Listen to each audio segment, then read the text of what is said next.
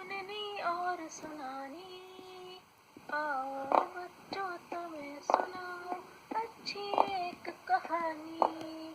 सुनो कहानी, आओ सुनो कहानी, सुनो कहानी, आओ सुनो कहानी।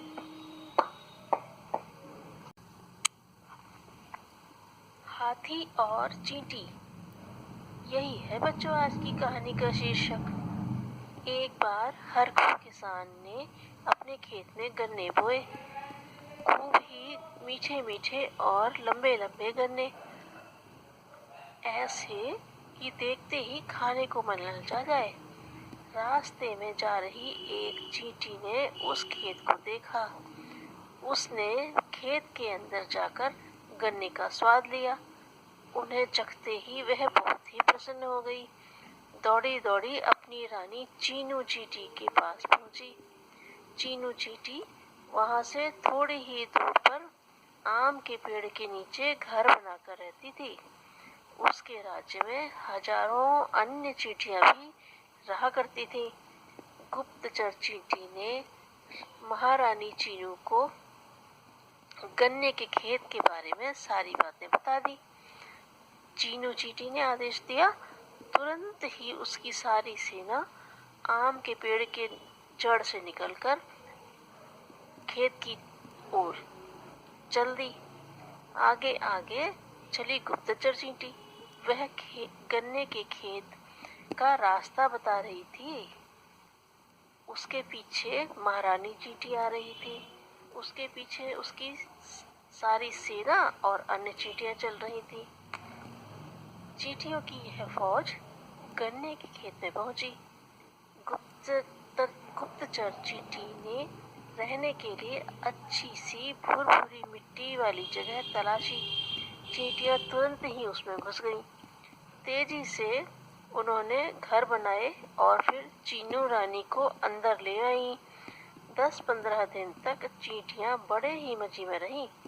खाने को जी भर कर गन्ने और घूमने के लिए लंबा चौड़ा खेत, बात करने के लिए आसपास की अनेक चींटियों के घर थे जिनसे वे दिन भर बातचीत करती रहती थीं।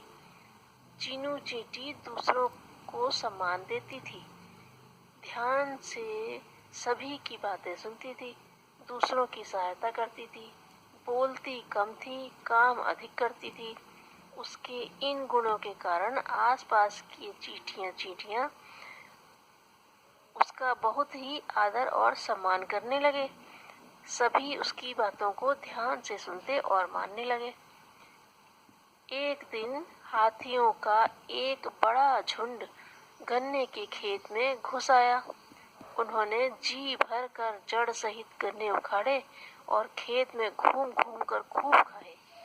चींटियों के बहुत सारे बिल हाथियों के भारी भारी पैरों से तहस नहस हो गए थे। कुछ तो चींटियां भाग निकली थीं, पर कई हजार चींटियां वहीं मर गई थीं। चीनू चींटी ने भी देखा कि खेत से जाते समय हाथियों का सरदार अपनी सूंड दूसरे हाथी के सिर पर फिराते हुए कह रहा था, इस खेत का पता देने के कारण मैं तुमसे बहुत प्रसन्न हूँ। अब हम प्रतिदिन यहाँ आया करेंगे। यह सुनकर चीनू चींटी के तो प्राण ही सूखने लगे। डर के मारे वह थर थर कांपने लगी। खेत में इधर उधर छिपे हुए चींटियों ने देखा कि सभी हाथी जा चुके हैं। वे तेजी से दौड़कर आए। अपने अपने परिवार के मृतकों को देखकर उनका कलेजा फटने लगा। वे रोने लगे। इतने में चीनू रानी भी वहां आई। वह बोली, भाइयों और बहनों, अब रोने से कुछ नहीं होगा। यह बड़े ही दुख की बात है कि हमारे इतने भाई और बहन मरे, पर अब दुख मनाने और रोने की जगह हम यह सोचें कि कल हम सबकी रक्षा कैसे होगी। मैंने खुद सुना है कि वह दुष्ट हाथी अब रोज रोज यहाँ आने की बात कर रहे थे। यह सुनकर तो सभी अचंभे में आ गए। सभी को यही लगने लगा कि हम तो सब बहुत छोटे छोटे हैं, हाथियों का हम क्या बिगाड़ सकते हैं।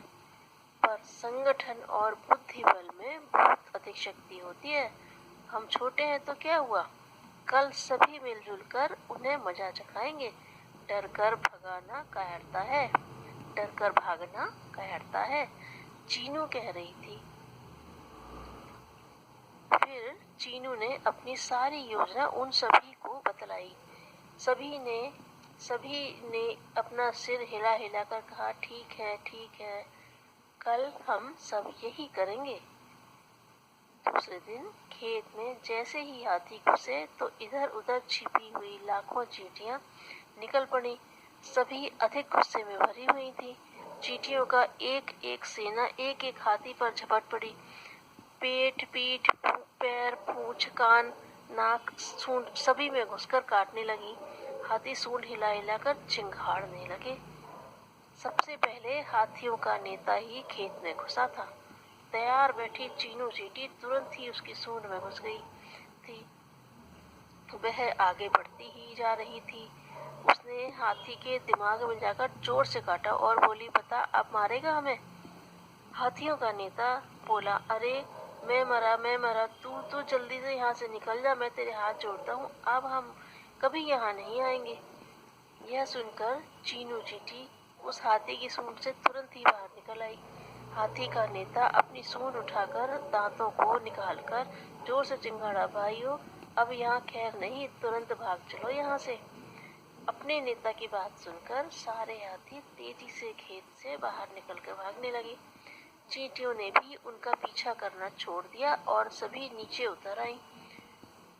सभी चींटियों ने चीनू की जय जयकार की। वे आपस में कह रही थीं, महारानी चीनू ने ठीक ही कहा था कि आपत्ति में भी यदि धैर्य रखा जाए, सभी मिलजुल कर युक्ति से समस्या सुलझाए तो बड़े से बड़ा संकट भी टल जाता है। संगठित होकर धैर्यपूर्वक काम करने वाले सदैव विजय पाते हैं।